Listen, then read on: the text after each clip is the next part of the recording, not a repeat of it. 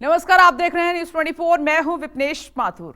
मध्य प्रदेश के आदिवासी बाहुल धार जिले में अपनी न्याय यात्रा के दौरान कांग्रेस सांसद राहुल गांधी ने आरोप लगाया है कि बीजेपी आदिवासियों के वजूद को नकार रही है।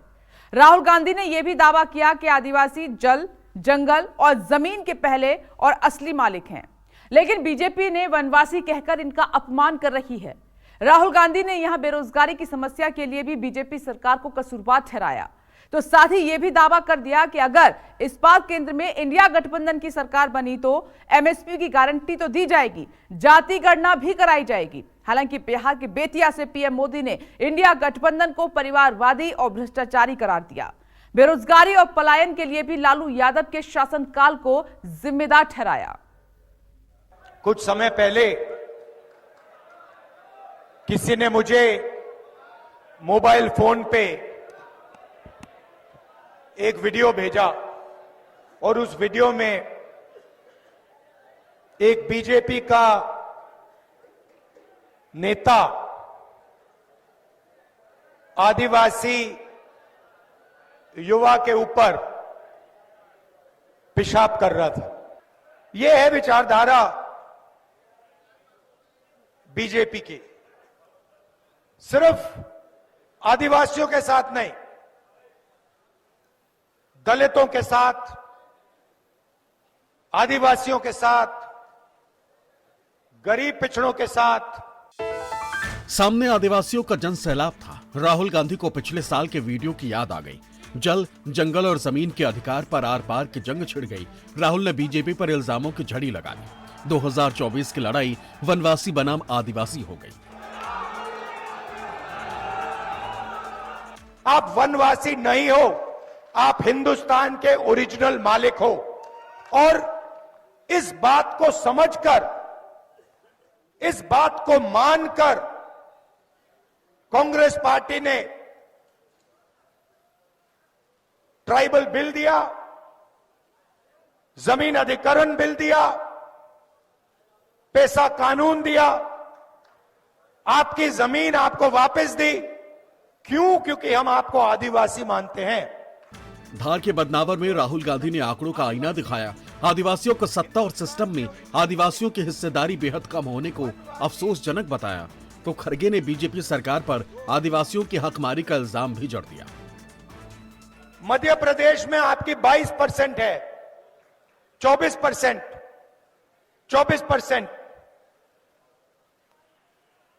और हिंदुस्तान में आपकी आबादी 8% है। हिंदुस्तान की सबसे बड़ी कंपनियों की लिस्ट निकालिए। 200 मालिकों में से आपको एक मालिक आदिवासी वर्ग का नहीं मिलेगा। मध्य प्रदेश में 3 लाख से अधिक वन अधिकार पट्टे खारिज किए। 3 लाख जो पट्टे जिनको मिला था, मिलने वाला था, उसको उन्होंने खारिज किया। ये गरीबों के लिए काम करने वाले हैं और इसीलिए राहुल जी ने ये न्याय यात्रा निकाली है। किनके लिए न्याय यात्रा? न्याय यात्रा किसानों के लिए, न्याय यात्रा युवाओं के लिए, न्याय यात्रा जो लोगों को नौकरी नहीं है उनको नौकरी दिलाने के लिए। चिरपरिचित अंदाज में राहुल ने बेरोजगारी का मुद्दा उठाया। ये इल्जाम भी लगाया कि बीजेपी ने गरीब नौजवानों की मुश्किल से किनारा कर लिया है। चंद लोगों ने देश की दौलत पर कब्जा कर लिया है। लेकिन बिहार के बेतिया से पीएम मोदी का जवाब आया। पीएम ने लालू राज को बेरोजगारी और पलायन का जिम्मेदार ठहराया। इंडिया गठबंधन को भी आरोपों की जद में ले लिया। 2% लोग हैं जिन्होंने पूरे हिंदुस्तान का कब्जा कर लिया है। अदानी जी यहां आपकी जमीन छीनते हैं, हिमाचल में सेब का बिजनेस करते हैं, मुंबई का एयरपोर्ट चलाते हैं,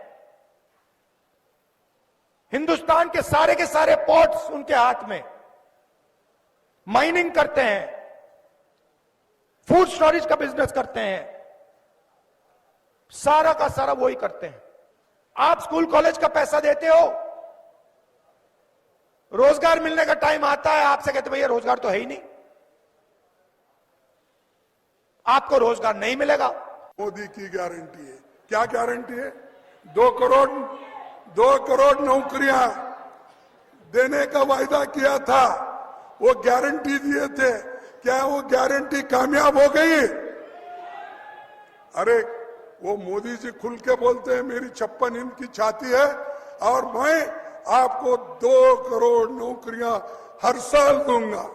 दिए वो आपके, और आपके जॉब में 15 लाख डालूंगा बोले। मिले आपको 15 लाख? नहीं मिले तो मोदी झूठ बोल रहे हैं कि आप झूठ बोल रहे हैं? किसानों की आमदनी मैं 2 गुना कर दूंगा। हो गई किसानों की आमदनी 2 गुना। आजादी के बाद के दशकों में बिहार की एक बहुत बड़ी चुनौती रही है यहां से युवाओं का पलायन। जब बिहार में जंगल राज आया तो ये पलायन और ज्यादा बढ़ गया।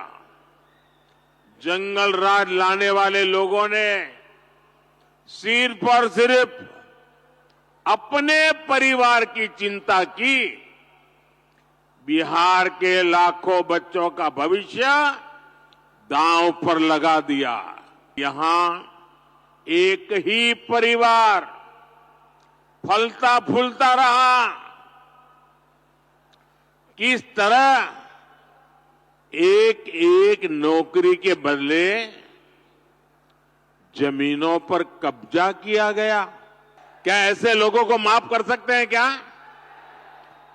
बिहार में जंगल राज लाने वाला परिवार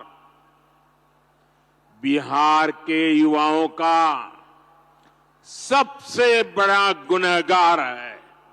बिहार के बेतिया से पीएम मोदी ने अपनी गारंटी को ही असली गारंटी बताया, लेकिन कांग्रेस ने सवाल दागा कि किसानों को एमएसपी की गारंटी क्यों नहीं मिली, देश में जाति गणना क्यों नहीं हुई, अमीर और गरीब के बीच की खाई क्यों बढ़ी।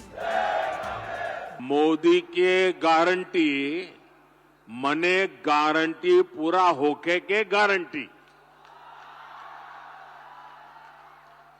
साथियों, एक तरफ नया भारत बन रहा है, वहीं दूसरी तरफ आरजेडी, कांग्रेस और इनका इंडी गठबंधन अभी भी 20वीं सदी की दुनिया में जी रहा है। एनडीए की सरकार कह रही है कि हम हर घर को सूर्य घर बनाना चाहते हैं। हम चाहते हैं कि हर घर की छत पर सोलर प्लांट हो, उससे वो घर भी कमाएं और उसे बिजली भी मुफ्त मिले। लेकिन इंडी गठबंधन अभी भी लालटेन की लौ के ही भरोसे जी रही है। जब तक बिहार में लालटेन का राज रहा, तब तक सिर्फ एक ही परिवार की गरीबी मिटी, एक ही परिवार समृद्ध हुआ। साथियों, आज जब मोदी ये सच्चाई बताता है तो ये मोदी को गाली देते हैं। किसानों का उदाहरण देता हूं आपको। हरियाणा, पंजाब के किसान दिल्ली की ओर चल रहे हैं। उन्होंने सिर्फ एक चीज मांगी है, एमएसपी चाहते हैं, मिनिमम सपोर्ट प्राइस। बीजेपी की सरकार कहती है हम आपको एमएसपी नहीं देंगे।